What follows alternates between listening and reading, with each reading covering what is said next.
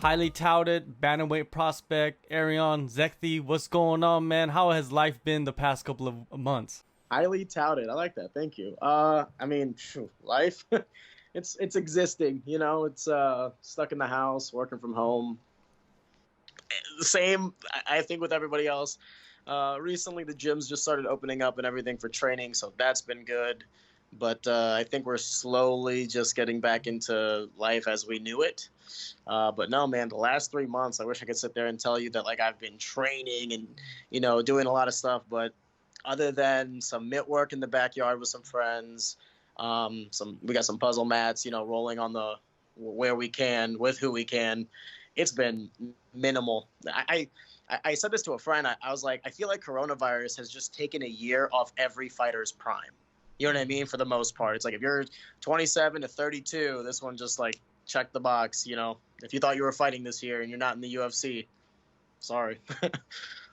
Who'd have thought, that the UFC would be the only promotion doing shows? I would have never thought that. I would have thought like maybe smaller shows would be doing them because there's not so much investment into the shows, right? It's not the big arenas and everything. Well, I agree and then I disagree. The problem with the smaller shows is they're a lot more beholden to the venues.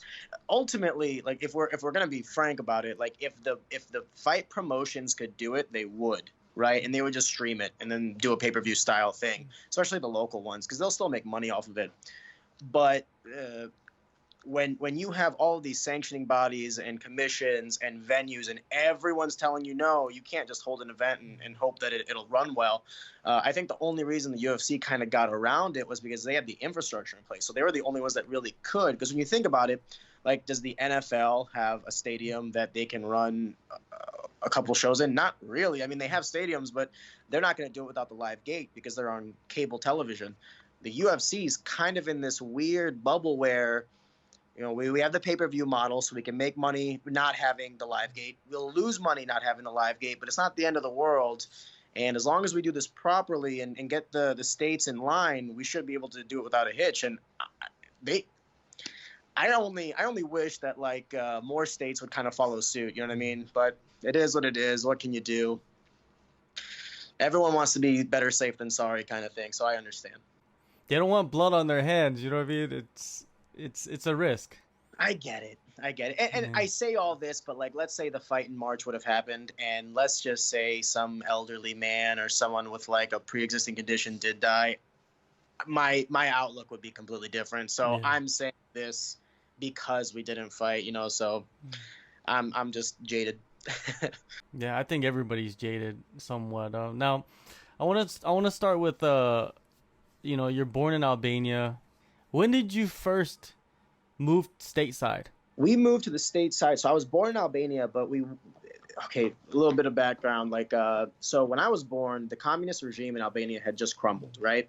And they didn't want a mass exodus of everyone out of the country because a lot of people were obviously not happy with communism. So what they did was they had this thing called an immigration lottery where they would just kind of draw a name and be like, hey, do you want to leave the country? You can do so legally. And fortunately, I was born like 6 months or 7 months, and then we got the immigration lottery. So we didn't want to move to the U.S. straightforward because I was really small, and they wanted to do it legally. So we actually moved to Greece, and we lived there for like 4 years, until we got all our papers and green cards and everything. And then we came to the U.S., and we moved to Florida when I was like 5 years old. So I'm 27 now. So I've been in the States for 22 years. When you landed in Florida, do you remember that? No, it's a shame because I like my earliest memories are from Florida, but not even when we first came to Florida. That's what's crazy. Like I was like really young, like 5 years old. We moved to Missouri when I was like 6. I remember all of Missouri. I've lived in Missouri ever since. I love St. Louis. Yeah, some people, they have this crazy memory, like they could remember all the way back to their early ages. Bits and pieces, but if you're asking me to like recall certain things, no way. You know what I mean? Like I remember parts of Greece and all that, but nothing too crazy. Which is actually why when I fought or when I started fighting, like I wanted to kind of bring that heritage back, because I was like, well, this is finally like a platform where I can kind of boast about it, and I'm proud of my roots, so it was kind of like the perfect little the stars aligned kind of thing. I was like, well, I can't call myself the Albanian one in the office, but I can in the cage, so it's nice. Have you been back to Albania since then, or No, is that just unfortunately, something in the fucture? no. The problem is, so my girlfriend now, she's also Albanian. It's funny how that works. I never.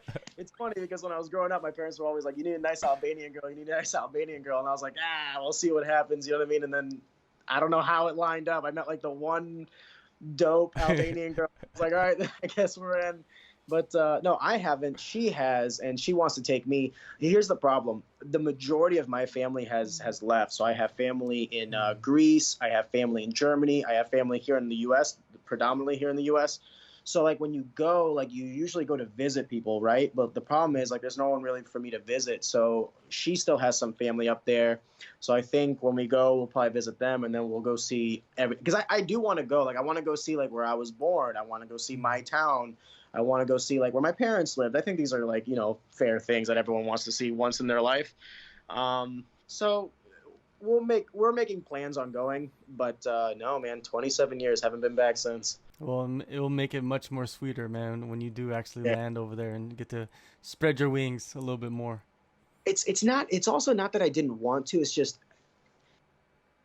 I've lived very like what do you call it? Not routine, but like a very disciplined lifestyle. Like right after high school, I went to college, and while I was in college, it was like work, training, school. That's like really all my life was.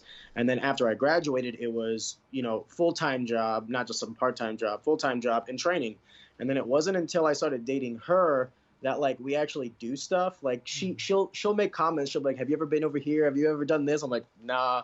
And she's like, "What do you do with your life?" I was like, "I fucking punch people and I do numbers. Like, what do you want from me?" It's a fine line. This is what I'm good at: punching people and algorithms. You're kind of in a prime position with MMA, and being from Albania to where you reach a certain level, you could always go back and kind of spread the sport, be an ambassador, because I've talked to so many guys around the world that were born in their original country, but they moved to like stateside or to Australia, and that's what eventually that's what happens to them. They become kind of like an ambassador without even really wanting to be one. No, I agree. I think Connor was really the one who paved the way for Ireland, right? Like bringing it on the map. Man, here's the thing. Ever since I went pro and started getting a little bit more notoriety, I think like with every win, I get a little bit more popular. I've noticed a lot more Albanian fighters reaching out to me, and it's kind of like a dog-eat-dog world in fighting. Like outside of your immediate gym, you're kind of viewing everybody else as like potential. Anyone at 145, anyone at 135, or anyone at 125. I'm looking at like, okay, will I ever have to fight you one day? It sounds bad, but I'm always thinking that. But one of the nice things that happened was I've gotten like all of these Albanian fighters reaching out to me on Instagram, on Twitter, and everything, and they're just kind of like super positive, like, yeah, man, let's all do it. Like, hopefully someone breaks through, all this other stuff, and I kind of like it. It was like refreshing to kind of have that camaraderie through like the brothers in arm kind of thing. And no, you're absolutely correct. I think when one of us, because I'm obviously not the only Albanian fighter, but when one of us breaks through, I think it'll kind of pave the way for everybody else. Because I'll be honest with you, like Albania isn't really known for much, right? It's not really like an economic powerhouse. It's not really known for its infrastructure or making a bunch of stuff. But the people are very proud people.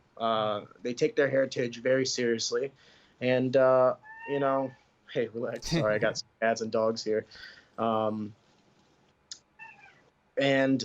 if I can be that, it would be an immense honor. But don't get me wrong, it's also not the only reason I'm doing it, right? Like, I had another interview where they asked me to, like, do you do this to, like, represent your people? Like, no. Make no mistake about it. This is a selfish sport. I do this for me and wanting to be the best version of me possible. But if doing so, I can also make the country proud and, put us on the map, then absolutely, that would be fantastic. You started MMA at the age of 19, kind of late for most fighters, in this generation. Tell me about the first couple of weeks of training with the professionals. Well, so to preface it, I did wrestle in high school, and I was supposed to wrestle in college, but I ended up choosing a university that didn't have a wrestling team. So for all intents and purposes, I thought I was done. Like, all right, that was fun. It's over. And then when my mom passed, my buddy was like, hey, man, you should come over. I know you're kind of like upset about all this stuff. Maybe going to the gym will be good for you. And at the time, there was like a local amateur fighter. His name was like Kenny Ninehouse or something. He was getting ready for a fight, and he was fighting a wrestler guy. So they were like, oh, he's a 135er. You're a 135er. He's a wrestler. This is a perfect guy for you to train with. Dude, I was beating his ass and like just demoralizing the kid. You know, he couldn't do anything to me. I never had like any boxing experience or anything like that, but one of the coaches there, his name was Dave, took a real liking to me, and he's like an old school boxing coach. So he kind of picked up on me like real quick, and then we just got to work. And I mean, dude, I was within like the first 2-3 weeks, they were asking me to like, have you thought about fighting? Like, you want to do this? And then, you know, ever since, it's just been kind of full steam ahead. I was an undefeated amateur. And as a professional, I'm 4-1. My one loss by split decision. If you look at any of my fights, there's never been a moment where like I'm hurt, in a bad position, anything. I think I've done okay for the past, 8 years. It's been a solid career so far. But now we're getting to that next level of competition. So now it's starting to not that I haven't fought hard opponents, but now it's like, who's the guy that I gotta beat to finally get recognized in the national scene? Because I've fought all the killers here in the area for the most part, at least in the Midwest, right? I'm sure there's guys that I could still fight throughout the nation, so I'm not gonna say like, I fought them all. But now it's not so much of getting the wins and getting the fights in. It's who do I have to fight? Who do I have to put away to get to that next level? That's the only thing I'm worried about right now. Before your last fight last year, you took like almost 2 years off. You were inactive basically. And Yeah. What kept you out of the cage? Life, man. Listen, while I love fighting, I also have to face the truth in the fact that it's not a sport where you make a lot of money, especially when you're the local scene. So while it's all fun and it's something that I truly am passionate about and I love, I gotta take care of myself first. I for those that don't know, like I went to school, I got a degree, I did all the things that I was supposed to do in terms of education, and then I'm a financial analyst now.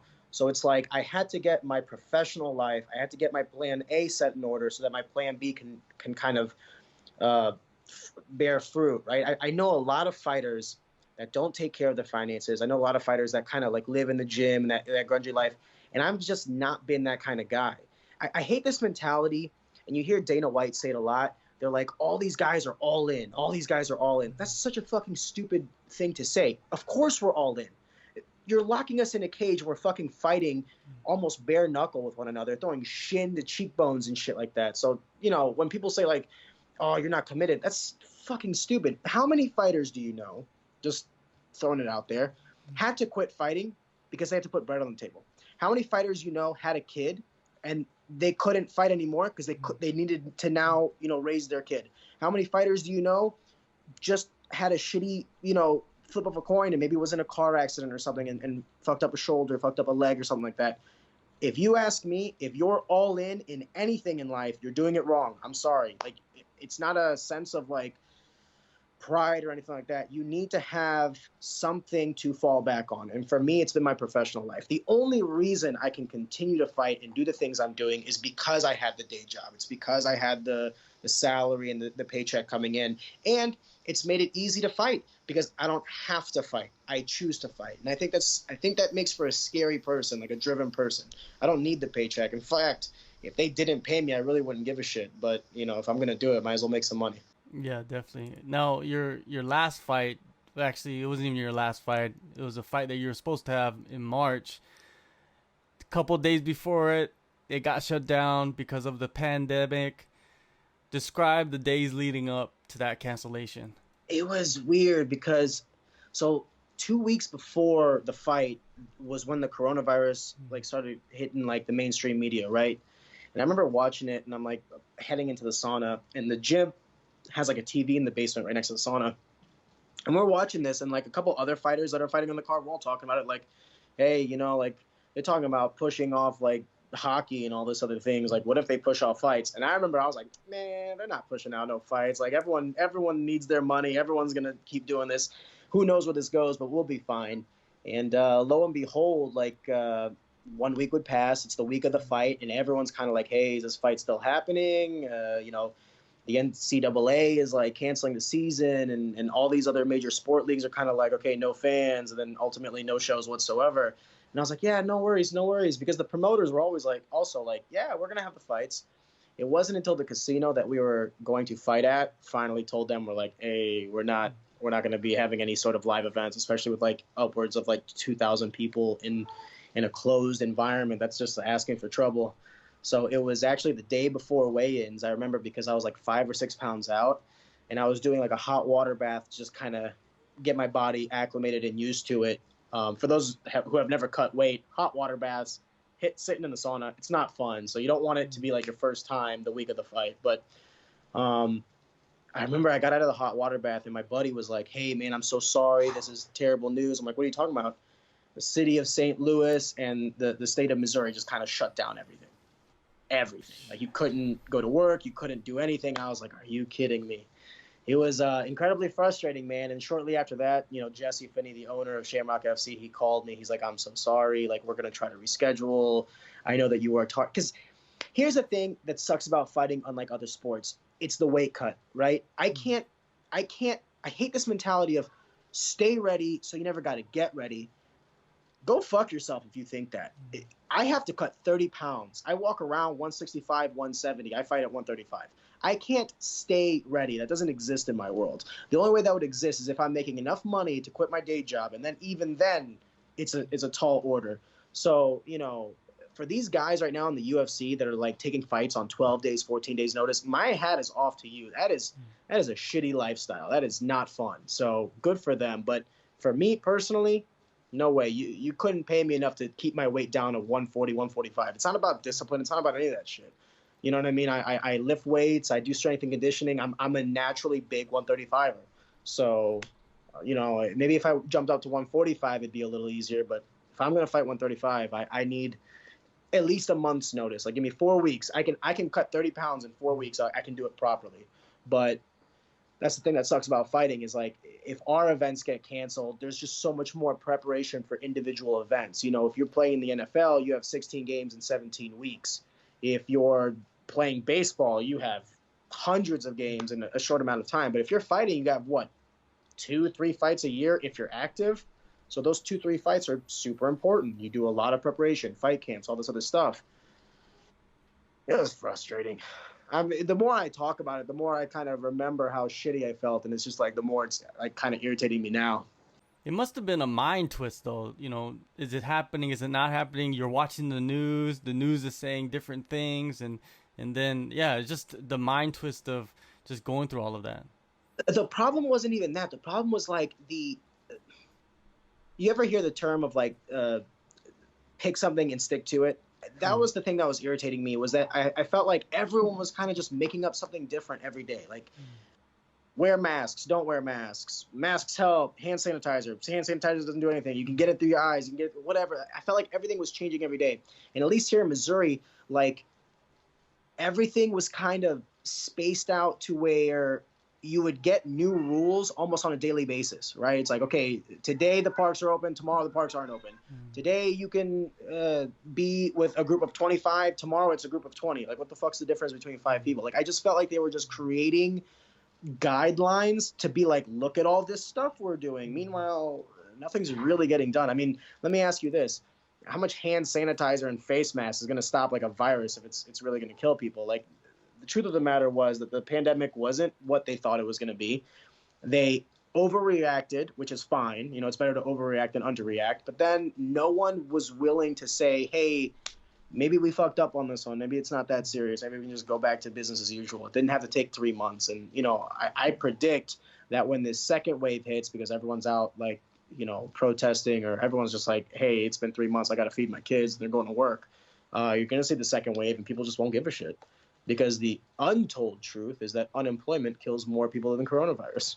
Well, they rescheduled your fight for September 12th. It's a few months out, but they're being optimistic. When's the plan? When do you decide, okay, I'm going to go into a real training camp? Are you able to go back to the gym right now, or do you still have to wait? Yeah, so the reason why we did September 12th was a little backstory. They wanted to do July, right? So like essentially like in 2 weeks from now. But I was the one who was like, "Are you guys sure that that's doable? Like from the state and everything?" And I even told them, I was like, "It's not that I don't want to fight in July. I can't." Back to my purposes with you is like, if the gyms don't open up until June 15th and then or June 20th, we forget what day was they were like saying. I was like, I'm gonna need a little bit more time. I haven't been doing anything. You know what I mean? It's not like I've been training. And hey, if I've been training and I'm walking around 150, 155, and they need me to do a fight in 2 weeks' notice, for sure. But I've been sitting on my ass for 3 months, and yeah, I mean, I train a little bit here and there. But any fighter will tell you that the training during a camp and then the training just for fun are two different two different levels of training. So when it finally came for them to say like, okay, July is not happening because the casinos aren't going to do it still. They're like, you want to do September? I was like, yeah, September's perfect. We got, 2.5 months. It's enough time to get ready. I'm hoping by then all this stuff will die down for the most part and life will go back to normal. It gives everybody enough time to reschedule for their like plans and events because I have family coming in from like different parts of the country to come watch me fight. So it just works out beautifully. And we were even able to do like same opponent, same everything. So I'm pretty excited about that. We're just gonna run it back, as if nothing ever happened. But there's not much else to say about it, right? Because we don't know. I mean, like I said, maybe I'm wrong and the second wave hits and everyone overreacts and everything shuts down again. So hopefully not, So when you do get in there and actually face off against Dillon Tolbert, do you see a hard 3-round fight from him, or do you see another submission victory, or are you looking to get your first knockout? No, I mean, I can beat him with whichever way I want. I felt like that about all the guys that I fought, though. Even the one that I lost to is like Dillon Tolbert doesn't really do anything better than any of the guys that I fought, right? And I said this before, like when you see people win in flashy ways, you also have to say like, okay, well, who's your opponent? Like, yeah, he gets that standing guillotine against the cage against a jiu-jitsu purple belt or brown belt, whatever that guy was, and he didn't know how to defend a standing guillotine. So I said this in another interview. I was like, you can do all that shit you want, if you want to do spinning shit, if you want to do cool, flashy stuff or awesome submissions, you're not fucking doing that to me. And Dillon Tolbert, he kind of lucked out with this coronavirus thing because I was hungry. I was in shape. I was ready to put on a show. And yeah, I mean, to your point, I have 2 decision victories and 2 submission victories as a pro, right? So I think it's time to get that KO or that TKO to show people that, yeah, I have the power with the hands. Like I have it as an amateur, but now I need to do it as a pro. You know what I mean? It took me a while to kind of get used to the 5-minute rounds and the different pace that pros come with versus amateurs. So I think like I've just been, my last couple of fights were kind of just getting my feet wet, but now I'm really feeling like I'm in my stride, my training's so much better. I'm just better with my timing, with my reactions, with my methodology, which I attack fighting. I'm older now, so I'm more mature. I'm in a different place in my life, so I have more time in which I can devote to fighting and really immerse myself into it. And I just don't think Dillon Tolbert has like anything for me. Like I'm not trying to talk shit and like saying like, oh, I'm gonna knock him out in the first round. But I truly like I envision this fight in my head, and I'm like, dude, I'm going to do whatever the fuck I want, whenever the fuck I want. And you don't have the technique to stop me or the God-given physical attributes to stop me. I am your superior physically, mentally, technically. You're fucked.